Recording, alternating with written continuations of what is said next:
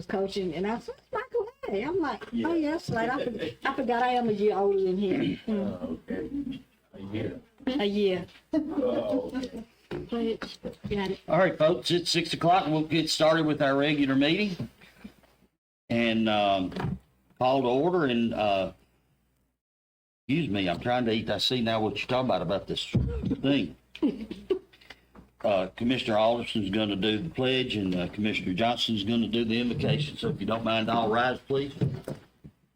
I pledge allegiance to the flag of the United States of America and to the republic for which it stands, one nation, under God, indivisible, with liberty and justice for all.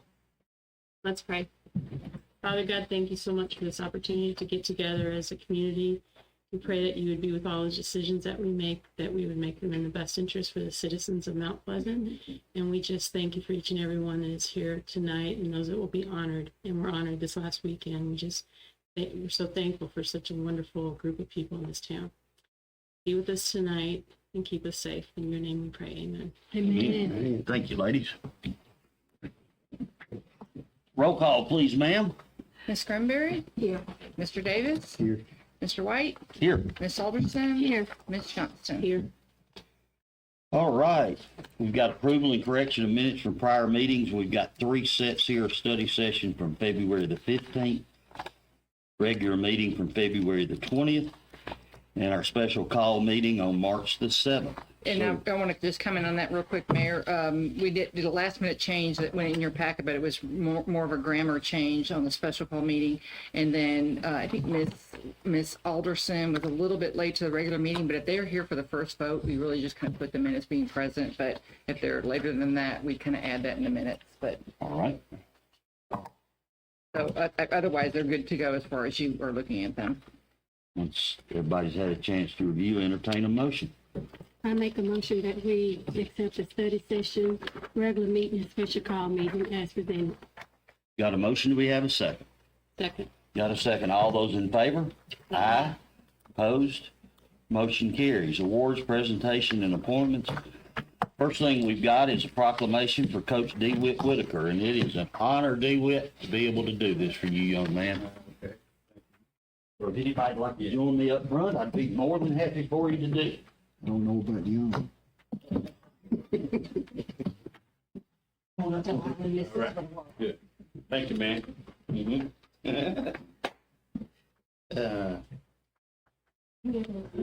Where's Victoria? I need a camera. All right. From the Office of the Mayor of Mount Pleasant, proclamation, whereas the citizens of the city of Mount Pleasant are rightfully proud of those individuals who bring personal pride, have a dedication to success, believe in family and spiritual values, and bring recognition to our city. Coach DeWitt Whitaker possesses these characters and is being recognized for his many outstanding accomplishments by family, friends, and neighbors. And whereas Mount Pleasant High School Principal Jack Lightfoot hired Coach Whitaker in August of 1985 as a science teacher and assistant boys basketball coach on the staff with head coach W.C. Johnson and assistant coach Paul Gossett. Coach Whitaker was asked to start the junior high football team at MPHS, compiling a 3-2 record for the season. As a junior high school football coach, his team played powerful opponents, and in 1986 was victorious in the Pulaski Butter Bowl over Richland.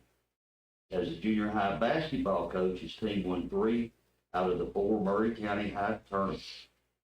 When serving as an assistant at MPHS varsity baseball team with Coach Eddie Basshand, the team accomplished several district and regional championships and was the Class A state runner-up in 1989. Whereas in 1988, Coach W.C. Johnson, principal of Mount Pleasant High School, offered the boys varsity basketball head coach position to DeWitt. He coached for 8 seasons, starting in 89-90 until 95-96. The team was season champs 5 different years. His team won 6 out of 8 district tournament championships, including 2 three-peats.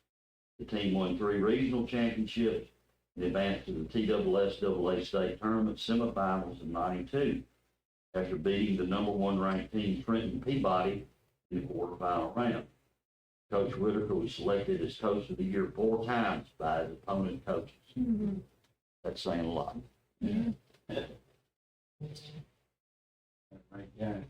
That's right. His team was also highly ranked in the coaches and AP polls several years, with the highest rank being number 2 in the 91-91 season.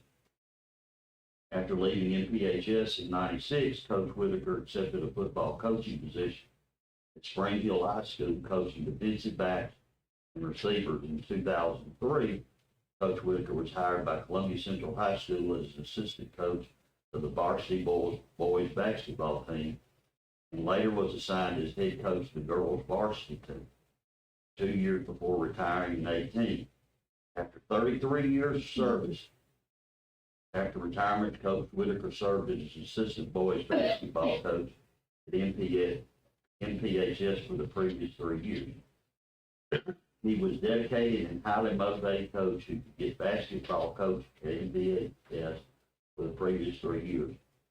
He was dedicated and highly motivated coach who could get the best out of the players regardless of what sport he was coaching.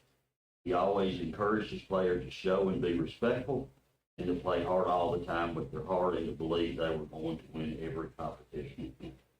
Whereas the city of Mount Pleasant and its mayor and board of commissioners wish to join in honoring this outstanding individual at this time, Coach Michael D. Whitaker, who is the son of Price and Mary Evelyn Whitaker, born January 26, 1958, in Mount Pleasant, Tennessee. He is the husband of Edith Armstrong Whitaker.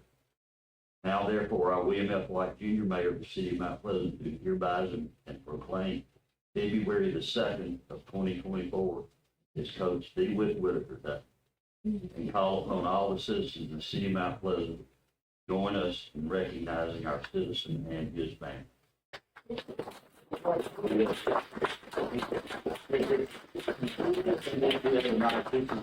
to you, John. DeWitt and Marion and I grew up together. Yeah. And we've always been great friends, and it's an honor, DeWitt. So the floor is yours. All right. And we've got you an official copy of it as well. Okay. Go ahead and say your speech now. Well, first of all, give honor to God who, allowed this to be. He knew a long time ago, before the foundation of the world, that this day was going to be. And the February 2nd would be my day. I didn't know. I didn't have an idea or a clue. And thanks to all that played a part of this. Miss White, Miss Granberry here, Jackie Webster, who I had her son. All his life. She thought he was my son. He got clean to me real tight. And all of you that are here present, it's a great honor to see you and be a part of this honorary proclamation. My wife asked me, what is a proclamation? I say, well, it's something they're going to honor me with. I don't know. And yes, are you going to have a day? And I say, well, yeah, I guess, but if not, it'll be one day that we'll all remember, okay? And I'm so thankful here. As I started out a long time ago, probably playing Pee Wee basketball and baseball up in Mike's house, way out on Red Road, very far in. And then around the neighborhood with Milton Knowles and Larry, and Moot we call Larry Triggs and Larry Webster. Sometimes you couldn't tell them apart who was who, Larry. But in the backyard, White Rose, down in Cooker Bottom, up on the hill, Rainy Street, Jonesboro, playing backyard ball. Learned a lot, and that's where a lot of my tradition came from. As I joined the Little League baseball team with Mr. White, not this one, but his dad was the coach, Mr. Johnny Cloud from Hampshire. They were two great men, and Lonnie Daniels and all. They treated us real well and complimented us and pushed us to go on and play good ball. Lee Cannon, who was an idol of mine, also brought me forward on into the rankings of Beirut baseball, playing with Milton. I didn't play junior high football. Now, don't y'all run and tell this, because Coach Willard wanted me to center. Shaq, you know I wasn't a center. I didn't center in the backyard. I wasn't in the center for Coach Willard on the regular team. But the fact that I had to go against now All-American and NFL player John Leslie Point out of Columbia and Ray Hawkins, some of those guys, and they were playing nose guard, middle linebacker. Now I'm gonna be the center, 120 pounds. No, I went home. But anyway, Gossett got me started in football, and I was behind Milk. Had I played those previous 3 years, I would probably be Milk. No. Milk was great out there for me. Yeah, he was a great guy, man, and a good role model for me too. Bring me on through the rankings as well.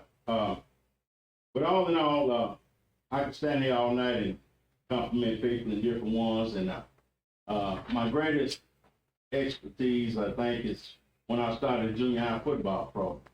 I didn't have an idea of what to do or who I was going to have or anything. But it's fortunate to see two of my greats in here today, Michael Hay and Philip Brown. Philip Brown. Yeah, he was my all around guy. Whatever I needed, he could play it. He could play fullback, he could play lineman, he could play linebacker, whatever I needed, he was there. Okay, yeah, he was just jack of all trades there on the football field. Tough. He had the traditions from all other growing. And then fortunate enough to go on and be successful with the guys that I had in Mount Pleasant High School. One of my favorite fans is Miss Duster there. I call her Duster. She's still a Duster, right?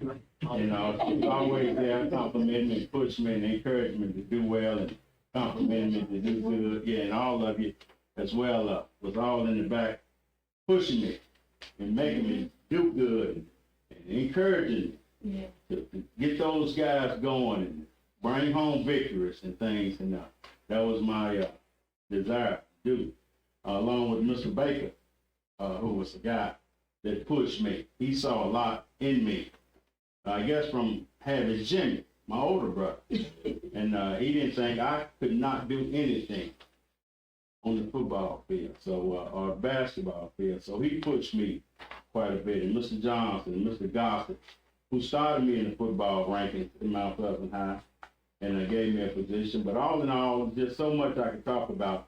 And the fans and the family, my brothers, all the other guys from Clark and Halong too as well. And then the ones prior to me in Mount Pleasant High School, like say Larry, and different ones. But we had some great runs at Mount Pleasant High School. And I'm just proud and thank God that I was a part of it.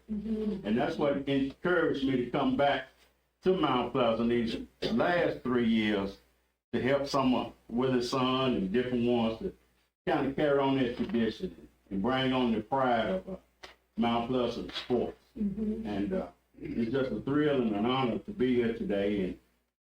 And I'm just so thankful that this day is. And thank you all for honoring me. And to say the least, but not the last one, my wife, standing beside me, supporting me, and encouraging me. And, I'm not coaching now, and been debatable of whether I would coach again. I did get an offer the other day. I don't know whether I'll take it or not. But my wife was sitting there, and she was watching basketball game on TV. The girls' state tournament, well, I believe Gibson County girls won the state tournament, and the older man was coaching these girls. And he happened to be in his 70s, late 70s, still coaching. And she came in the room and said, "Now look at that, honey." He went, "That man is old. Can't you continue to coach?" Well, it's gonna come a time, baby, that I may not need to or want to. She said, "Well, you can still do it. He's older than you are. So why don't you go back and coach it?" Okay, so we don't know what the future holds, but we're so thankful that God holds the future. And that he pushes us to do things that is prosperous and dedicated to help someone else along the way. And I'm just so thankful. As I mentioned, I can go on and on and on. And thank you all once and again, and all the other players that are not here and that was there at the celebration of honorary night.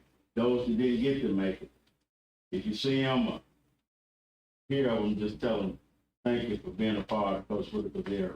Okay?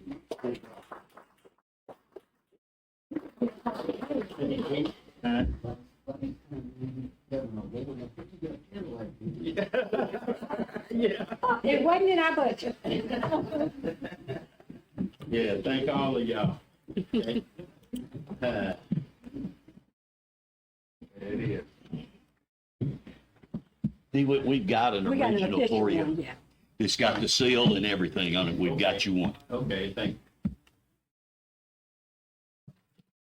Again, DeWitt, congratulations and thank you for your contributions. Thank you, man. Thank you all. Thank you all. Thank Mount Pleasant. Thank you, Coach. Thank you. All right. Next thing we've got is a reappointment for the Mount Pleasant Power Board system, and I've got a letter from Al Kirstein, the general manager, where they are recommending that Justin Robinette be appointed for another 4-year term. I know personally I go about every quarter of those meetings, and Justin adds a lot to it. Ms. Alderson, is anything you'd like to add? You're on that board representing the commission. I just think we're blessed to have him on the board because like you said, he does bring a lot of knowledge to the board. So him being recommended, reappointed is Good. Any other comments or questions about this? Hearing none, entertain a motion. Mayor, I make a motion to reappoint Justin Robinette to the Mount Pleasant Power System Board. Got a motion, do we have a second? second. All those in favor? Aye. Aye. Opposed? Motion carried. Completion review of unfinished business from prior meeting. Monthly report from mayor. I've got about 3 things here to talk about. Number 1 is the well. Saturday morning, they had a wonderful food drive. They fed or distributed food to over 330 families. But their official soft opening date is, I think, next Wednesday. I got that late this afternoon, and they are still needing some volunteers out there.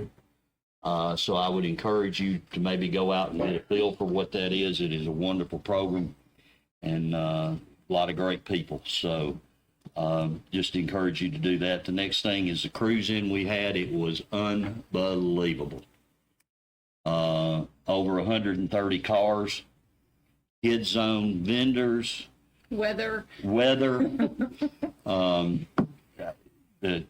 like to thank the community church that's now in the former First Baptist Church facility. They were there running the kids zone, and they're always there as a big help.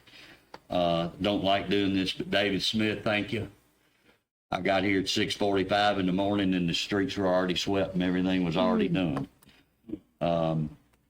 So thank you for all of that, as well as David, the whole team that works with you. They were here during the week cleaning out the weed bed or flower beds. They were weed beds.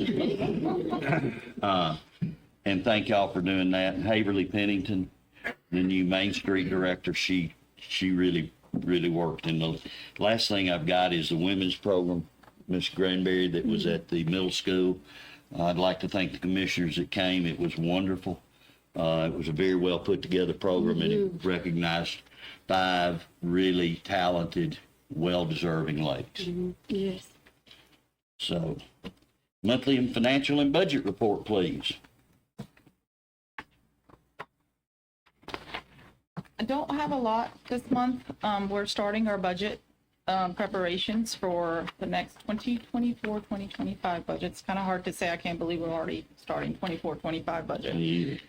We're starting our department head meetings next week, and the commission meetings are set for, I emailed that to you all at the end of February, April 23rd to the 26th. So as we get closer to that date, I will email you all for the one-on-one meetings to get an in-depth look at the budget. And of course, we'll bring all of the recommendations and everything that you all have to our May meetings to start discussing the budget, reviewing it, approving it, getting our priorities together, which again, we had the strategic planning already, so we have some of those priorities to put in the budget this year.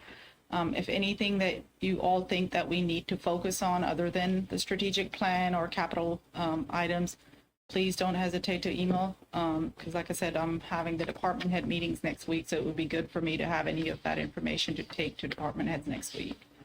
And financially, everything is good. Property taxes were all due February 29th.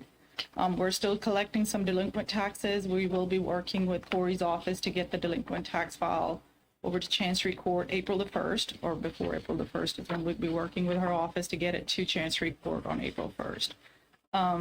But other than that, the funds are looking okay right now, and just working on next year's budget. Any questions for Jennifer? Nope. Hearing none, entertain a motion for approval of the report. Make a motion to approve the financial budget report as presented. Got a motion, do we have a second?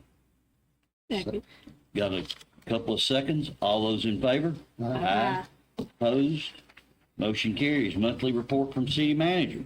Mayor and Commissioners, I just want to let you know I copied you on a letter that I sent to Columbia Power and Water a couple of weeks ago asking for additional water, and they responded last night, and they've doubled our water from 100,000 gallons to 200,000 gallons. I think they're going to meet our long-term needs of 500,000 gallons, but it will involve a little bit of infrastructure that we already know that we would be a part of, and we'll get started on that right away. But that's really good news. Especially since everything that happened in January, our plant is operating exactly as it should, but now that gives us additional water. So I just wanted you to all be aware of that. And then I wanted to turn the floor over to Corey, as she and I have talked about a few things about how we conduct meetings and to make sure that everybody's on the same page on our charter and our Robert's Rules of Orders that we've adopted. And she's got a few things that she's going to map out for you guys. Hello. No. So I wanted to address the commission tonight because we seem to have ongoing confusion about agendas, citizen comments, and then generally how we facilitate change from the commission level. And several of you have talked to me individually or at previous city meetings about and asked that I be clear about your role at meetings and also with talking with citizens. So the first thing I want to talk about is the 48-hour publication rule for agendas.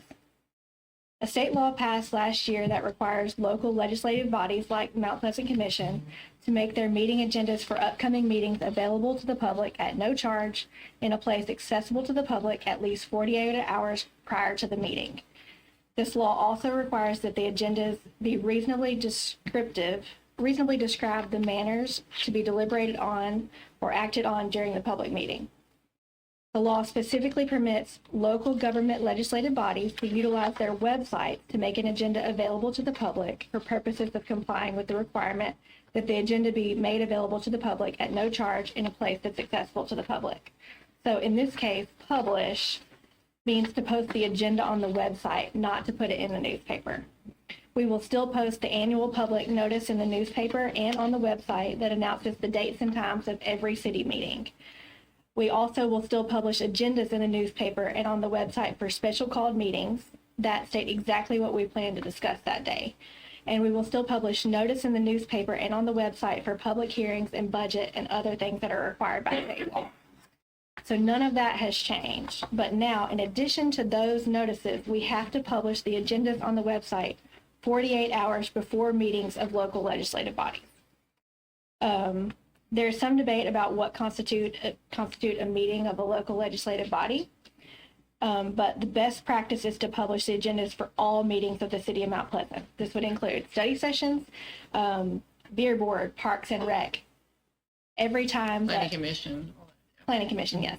Every time that people are coming, public officials or appointed persons who can make recommendations to public officials are meeting, the agenda needs to go in the paper.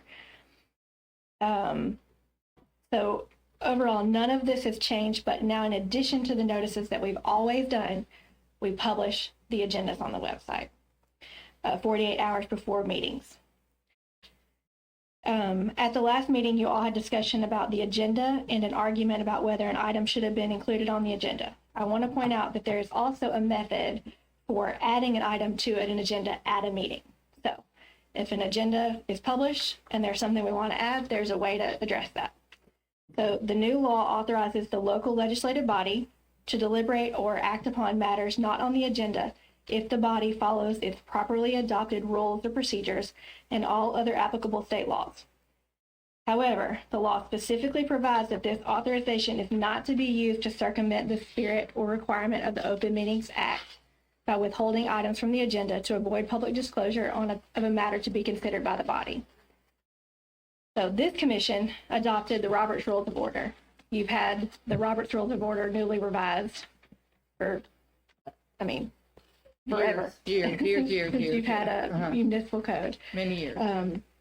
So if you want to add an item to an agenda at a meeting, you need to follow that Roberts Rules of Order to do so. So here's an example of how that would work. You would raise your hand, get acknowledged by the mayor. I make a motion to add a discussion on chickens to the agenda. And then the motion requires a second to be considered. If it's seconded, you need a vote on whether to add the item to the agenda. If the motion passes, you have amended the agenda. If it doesn't get a second or if it doesn't pass, you have not added that item and it should not be discussed. So to be clear, you cannot deliberate on or take action on an item that is not on your agenda. Doing so is a violation of state law. So if you want to discuss an issue and you want the commission to take action on an issue, you need to make sure it's properly on an agenda. As should be obvious, the goal of this law is to make sure that your constituents know what you'll be discussing in advance of the meeting so they can decide whether they want to attend or tune into the meeting.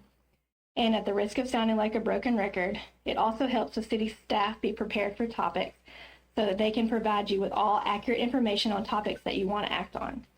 It's not productive to have discussion on topics that only some people are prepared to discuss. Ambush is not only unhelpful, it also arguably circumvents the spirit of the open meetings law. So that's the reasons, that's the outline of the 48-hour agenda rule. Public comment, the next section. So a different state law was amended by requiring a governing body to reserve a period for public comment at each public meeting where the public has the opportunity to comment on matters that are germane to the items on the agenda for the meeting. This change still authorizes the governing body to adopt reasonable restrictions on the period for public comment, including restrictions related to the length of the public comment period, the number of individuals who can speak during the period, and the length of time each individual can speak. It includes that restrictions may also require an individual to sign up in advance of a meeting in order to speak during the meeting, and requires the governing body to take all practical steps to ensure that opposing viewpoints are represented fairly if those with opposing viewpoints desire to comment. So this law requires the commission to allow public comment, which you've always done. The only change to your normal practice is that a citizen must be allowed to talk on matters that are germane to items on the agenda. So I would recommend to you that you allow citizens who sign up to speak on a certain agenda item to speak before the vote on that item. Also, the city adopted rules related to public comments by resolution in 2018. I've handed out resolution 2018-2 to you today, but it's also posted on the door back here in the commission room. So this is your policy. So my advice is that you abide by it when accepting public comments. The only change that this law made to your normal practice is that public notice for a meeting must include the manner in which an individual must sign up to speak at the meeting when advance notice is required. We've already made that change to the public notices. So when they go out, it says you must sign up, and it explains that in the notice. I know you're tired of hearing this, but the citizen comment period at the end of a meeting, not for non-agenda items, is a time for citizens to address the commission. It is designed to be a one-sided conversation or communication. We've always done things differently in Mount Pleasant, but this has always been the purpose and design of that public comment time. Here's how public comment should go. Chief Hay brings the list of the citizens that signed up to the mayor. When you get to the public comment period, the mayor calls them the first person to come forward if they haven't signed, if they're just general comment. That person gets 3 minutes to speak uninterrupted. At the end of their 3 minutes, the mayor says, thank you for your time. Thank you for bringing this to our attention. Or maybe says, thank you. I'll send this to our city manager and ask her to bring it back to us, put it on the agenda if she feels it's necessary. That's really, the point is for them to be able to talk to y'all. That's the purpose of public comment. So this law does not require you to allow public comments at study sessions because they are meetings with no actionable items on the agenda. However, y'all have always wanted citizen comments. So if you're going to allow citizen comments at your study meetings, then I suggest that we follow the same process. And then the last thing, and then I'll sit down. I'm out of breath. Finally, as all of you know, Mount Pleasant has a city manager commissioner charter. This is relevant to the topics I've mentioned today because the charter identifies the roles of the commission, the city manager, and staff. State law outlines the city's powers. I provided that list to you today as well. But as a summary, you can assess taxes, spend city money, enter into contracts on behalf of the city, acquire property by eminent domain or purchase, own and operate utilities, construct, improve, and maintain roads and sidewalks and other public improvements. Create municipal laws and policies. I thought my 3 minutes was up. And as you know, all of those items relate to a budget that y'all create, and Schiffer just pointed that out, that y'all start that process in May. The board can only exercise its powers at properly noticed public meetings. And as I mentioned at the beginning of this, that part of the notice requirement is that you can only act on items that have been properly placed on your agenda. The city manager is the administrative head of the city. She is essentially the CEO and is responsible for day-to-day actions, operations. The city manager is legally obligated, of course, in conducting those day-to-day affairs of the city to comply with all policy expressed in resolution or ordinance adopted by the city commission. But the city manager is not legally required to comply with detailed instructions or demands addressed to a specific daily matter. So, bottom line, you oversee the city manager, but she runs the day-to-day operations of the city. So if you're approached by a citizen with an issue, with a day-to-day decision by the city, like an issue of a fire department record or billing processes, the first thing you should do is put them in touch with the city manager, or if you don't want to pass that burden on, you would talk to the city manager on their behalf and advocate for whatever change they're looking for. Most topics that are addressed by citizens at city meetings are issues that should first be referred to the city manager. Now, then, as the commissioner, if you think an issue needs board approval, or it's not getting addressed in the way that you think is fair to the citizen, then, like an example would be if an item needs a budget amendment, that would be something that you would bring to this commission at a budget time or try to make an amendment.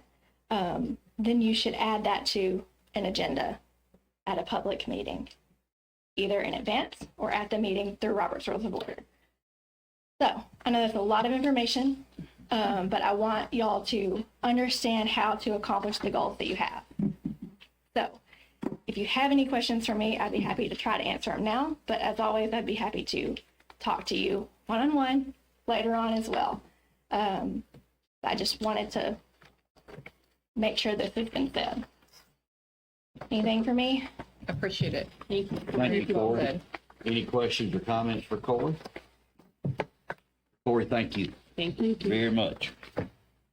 All right. Anything else, Kate? No, not on my report. Thank you. Okay. Special reports from other departments or committees, wastewater liaison, bars design. What we yes. got in front of us. Yes, Mayor and Commissioners, I think Philip touched on this at the study session, but the sewer update, there's not much going on right now with Rainy Street. We're waiting on the electrical panel and the final pump testing, and they're actually seeding the grass out there. We did have an issue out there today with the contractor that we're trying to correct. If anybody's there and has seen that, we are diligently working on that. There needs to be some correction out there. And then the wastewater treatment plant is waiting on electrical equipment. You've heard that for a while. It's still on schedule. And the wastewater model is in the process of calibration. The trunk line is complete and awaiting a final inspection. And that's kind of where we are. Any questions for Kate on the wastewater? Mount Pleasant gas? I don't have a report right now. Everything's going smoothly. I did see, just FYI, when I was signing, or not signing, but going over the checks, that we had a substantial amount we paid in gas last month for February because we had that one bitter cold snap. So, Paid it and collected it. Well, yeah, so hits everybody. just one of those things you happen to notice when it's that number. Mm-hmm. Okay. Any other question for Kate on gas? New business, resolution 2024-7, a resolution of the city of Mount Pleasant naming the Gardenia Park Pavilion. We have had, during our period of time that we had given each of the citizens an opportunity to respond, we have had 2 nominations. One is for the Clark Training School and staff by Cynthia Grimes. And then the other is a nomination for Miss Celestine Griffith Wilson, and that was done by Marva L. Hudspeth. So open the floor up for discussion. And I don't know if they're both here that want to make a presentation or not, but Would that be appropriate? Yes, so this is a public hearing, and both of the nominators have the opportunity to speak before you deliberate. Okay. Is Miss Cynthia Grimes here and care to speak? She's not here. Ms. Hudspeth, if you don't mind, please come forward and state your name and your address, please, ma'am. My name is Marva Hudspeth, and I live at 112 Tulip Street in Mount Pleasant. I passed out the club history to each of you because I wanted you to understand why I thought it was important to dedicate the shelter to Miss Celestine Wilson. Back in the early 60s, there were 12 or 13 people that worked tireless to secure the land for this park. And the correct name of the park is Gardenia Park. It was named in honor of the Gardenia Club that originated this land.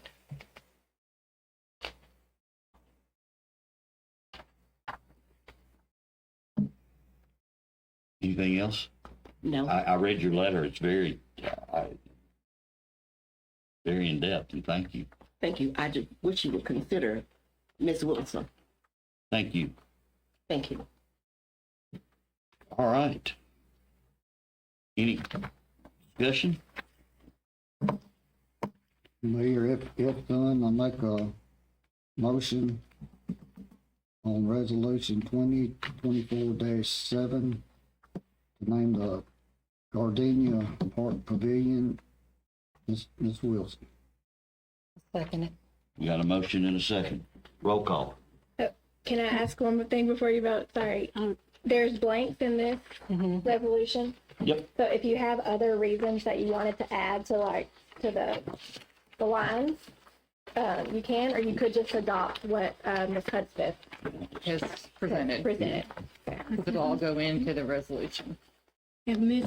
Husband didn't mind, could we not name it Wilson and Clark Shelter? The park. Yes, ma'am. The park has already been named in 1967, Gardenia Park. No, And it was named in honor of this group. I'm talking about the shelter. I was talking about the shelter. Yes, ma'am. Why would you name it that?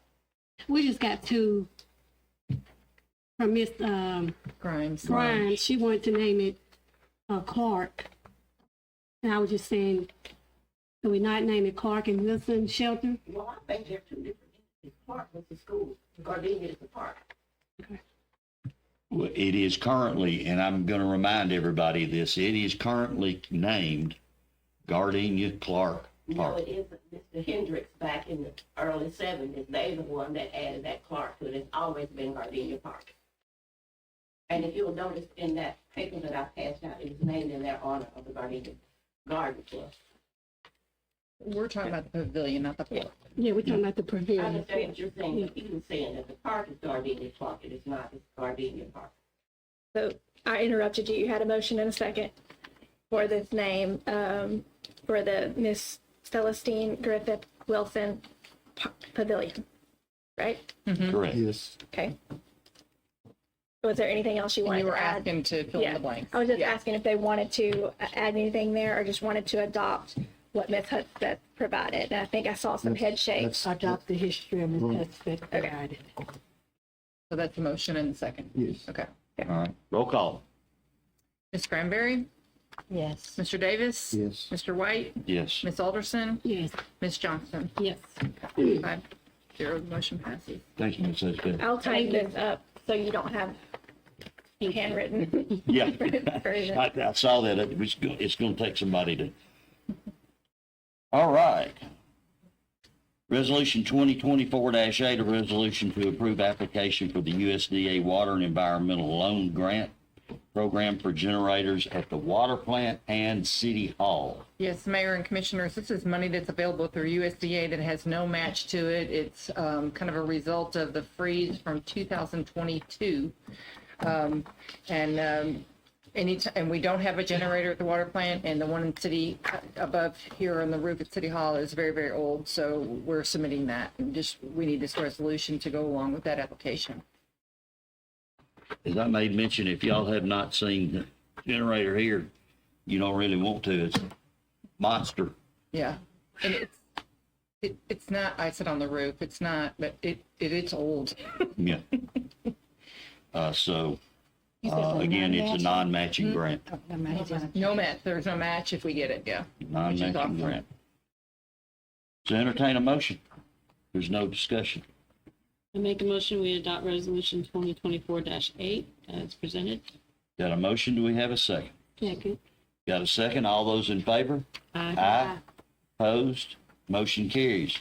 Resolution 2024-9, a resolution approving the cooperative endeavor agreement between the City of Mount Pleasant and the Boys and Girls Club of South Central Tennessee, of which I took a moment today and read in depth. And I know we had some discussion on this in our regular meeting or our work session. And the term of this agreement is from May the 23rd of 2024 through October the 11th of 2024. As I understand it, that gets us through the summer and then the first quarter, I guess I'd Snowfall call it, break, yeah. of the till fall break. And again, this is just a cooperative endeavor for a period of time to understand if this is going to work out for everybody that's involved. And so we have that cooperative endeavor agreement in front of you. And Mayor and Commissioners, I think everything, we did have a date wrong, but Mayor's corrected that. So I think everybody's in agreement on everything. I did talk with the Boys and Girls Club and they're here if you have any questions. And the only concern they had was the 5 p.m. might need to be 5:30. I don't think that's a huge problem with the city. Most of our meetings that start on the West Hall or in the center are 6. So if they're out by 5:30, that's probably doable. And I don't know if there's anything else you want to say while you're here, but I think we're on a really good path to give it a try. I don't have a problem with 5:30. If you'd like to make it 5:30, I'd like y'all to make a motion to change that part of the contract as presented to you. Okay. Anybody care to make that motion? I'll make a motion that we change it to 5:30. Okay. A second. Got a motion and a second? All those in favor? Aye. Aye. Opposed? Motion carries. Now, do we need another motion for the overall agreement? Yes. Yeah. Okay. I make a motion to pass resolution 2024-9 with the changing of the time to 5:30. Got a motion? Do we have a second? Second. All those in favor? Aye. Opposed? Motion carries. So this is great, and then just let's stay in touch as far as how you want to market it, and if we can help with that, and we want it to be successful for everybody. Okay, we appreciate it. Okay. All right. Wastewater system improvements, change order number 5, engineer's time extension costs for inspector. Yes, you all talked about this at the study session. The contractor's time extension did not cost us any money, but the inspector that has to be out there from the engineering office is costing us for 49 days. And since it costs $42,800, I need a motion to approve that. And that gives the mayor permission to sign that change order. And you should have, I know it was in our packet, the certification page to Yeah, explain. should be the very last thing in your Yeah, packet. it should have been. So any comments or regarding this? I make a motion that we accept the change order number 5 for the wastewater system improvement. Got a motion? Do we have a second? Second, all those in favor? Aye. Opposed? Motion carries. Thank you. All right, general comments from citizens. Ms. Hudspeth was the only one that signed. Anything else you'd like to add, Ms. Hudspeth? Thank you. All right, that's all we've got. Anybody got anything else they'd like to bring up as a commission? Hearing none, entertain a motion for adjournment. Second.